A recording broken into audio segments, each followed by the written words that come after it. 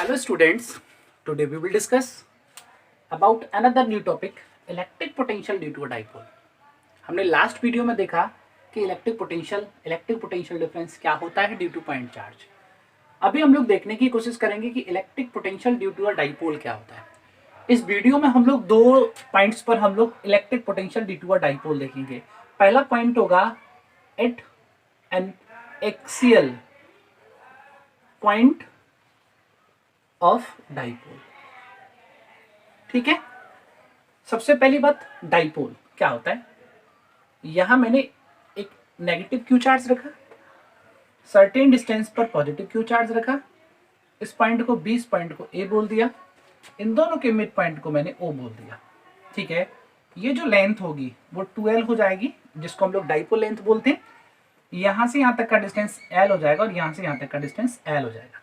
ठीक है, जो माइनस क्यू इस पॉइंट से और इस पॉइंट से जो लाइन पास होगी उसको हम लोग बोलते हैं एक्सियल लाइन। ठीक है, तो अब मैंने इस साइड में उस पॉइंट को लेट कर लिया, suppose that this is point P, और ओ से इसका जो डिस्टेंस है वो आर दे रखा है। ठीक, अब हम ध्यान देंगे, सबसे पहले पॉजिटिव क्यू चार्ज की वजह से पी पॉइंट पर हम लोग देखेंगे इलेक्ट्रिक डाइपोल कितना होगा, सॉरी इलेक्ट्रिक पोटेंशियल कितना होगा। तो हम लिखेंगे electric potential due to positive q charge, ठीक है, एट पॉइंट पी, इस पॉइंट पर। देखिए पोटेंशियल जो है ना वो एक स्केलर क्वांटिटी है, तो डायरेक्शन तो होगी नहीं, तो सिंपल मैंने इसको बी पॉजिटिव रिप्रेजेंट किया, जिसकी वैल्यू हो जाएगी 1/4πε0, चार्ज की वैल्यू प्लस क्यू, क्यू ये डिस्टेंस आर है और ये डिस्टेंस एल है, तो ये डिस्टेंस कितना रह जाएगा, ये वाला ये रह जाएगा आर माइनस एल। तो आपने अपॉन में किया R minus L, this is your equation first. आप ये भी करेंगे, इस चार्ज की वजह से इस पॉइंट पर निकल आया, आप इस चार्ज की वजह से पी पॉइंट पर इलेक्ट्रिक पोटेंशियल फाइंड करेंगे। तो यहां लिखेंगे electric potential due to minus q at point P. तो देखिए क्या आएगा, जिसको मैंने रिप्रेजेंट किया वी नेगेटिव से, ये हो जाएगा 1/4πε0, ये आएगा क्यू, लेकिन चार्ज नेगेटिव है, पोटेंशियल स्केलर क्वांटिटी है, तो मैं नेगेटिव क्यू यूज करूंगा, अपॉन ये डिस्टेंस जो है ना आर है, ये एल है, तो ये पूरा डिस्टेंस हो जाएगा आर प्लस एल। तो आपने इसे आर प्लस एल लिखा।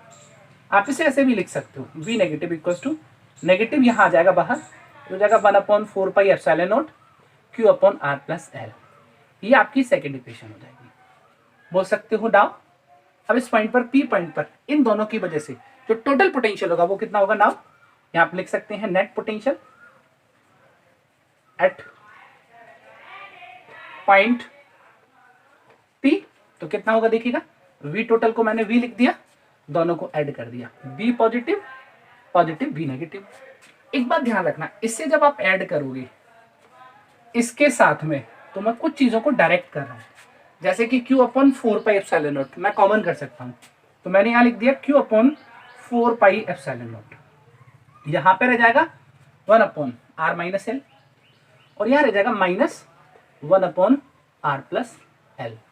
आप इसे सॉल्व करोगे तो ये Q अपॉन 4πε0 चलेगा।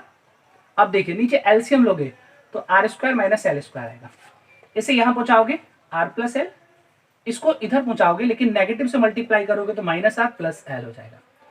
अब आप इसे सॉल्व करोगे, आर से आर कैंसिल आउट हो जाएगा, ये हो जाएगा v इक्वल्स टू, यहां लिखोगे Q, सॉरी इसको ऐसे लिख देते हैं थोड़ा मॉडिफाइड करके, 1/4πε0 रहने देते हैं।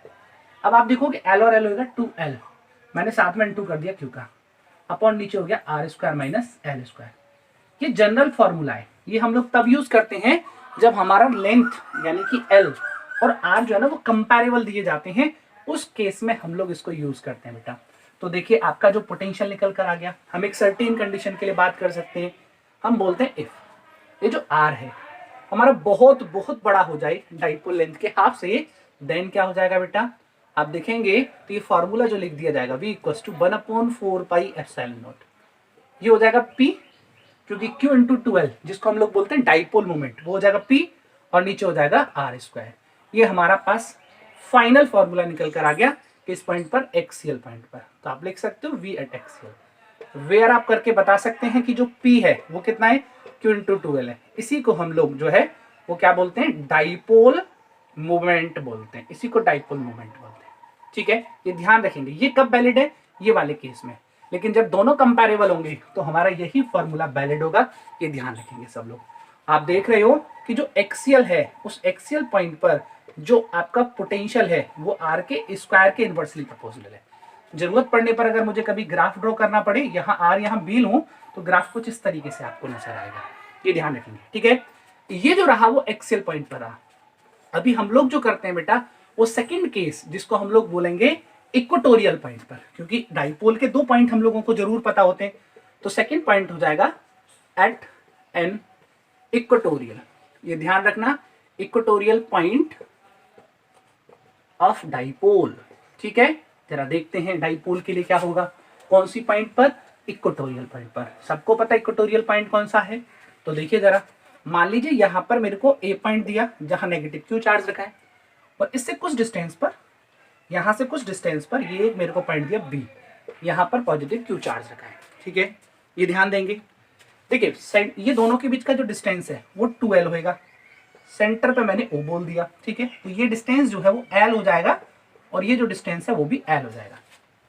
अब हम लोगों को पता है इक्वेटोरियल लाइन का मतलब क्या है, जो इसको 2 हिस्सों में डिवाइड कर सके इस तरीके से। चाहे इस पॉइंट को यहाँ ले लीजिए, चाहे ऊपर ले लीजिएगा। तो हम लोगों ने इस पॉइंट को यहाँ पी पॉइंट यहाँ लेट कर लिया। ठीक है, तो देखो ये डिस्टेंस यहाँ से ओ से आर आपने लेट किया, तो अब मैं पॉजिटिव क्यू चार्ज इस डिस्टेंस को अगर फाइंड करूं तो ये निकल कर आएगा R square plus L square by using Pythagoras theorem, because ये जो एंगल है वो 90 डिग्री है। सिमिलर मैनर में अगर मैं इस पॉइंट को फाइंड आउट करूंगा तो ये भी R square plus L square, ये भी अंडर रूट में निकलेगा बाय यूजिंग पाइथागोरस थ्योरम। तो हम बोल सकते हैं इलेक्ट्रिक पोटेंशियल, ध्यान से समझना बेटा, electric potential due to positive q at P. ठीक है, इस चार्ज की वजह से इस पी पॉइंट पर जो पोटेंशियल है आपने उसे वी पॉजिटिव बोला। जरा वैल्यू देखते हैं कितनी आएगी, 1/4 पाई एप्सिलॉन नॉट, यहाँ पर क्यू पॉजिटिव साइन के साथ लगा दिया, अपॉन ये डिस्टेंस। ठीक है, तो डिस्टेंस कितना दिया? ये दिया R square plus L square under root में। ये इक्वेशन फर्स्ट हो गई। अब ये चार्ज भी तो दिया ना नेगेटिव क्यू, इसकी वजह से भी तो पी पॉइंट फाइंड होगा। पी पॉइंट पर इलेक्ट्रिक पोटेंशियल फाइंड करेंगे, तो आपने लिखा इलेक्ट्रिक पोटेंशियल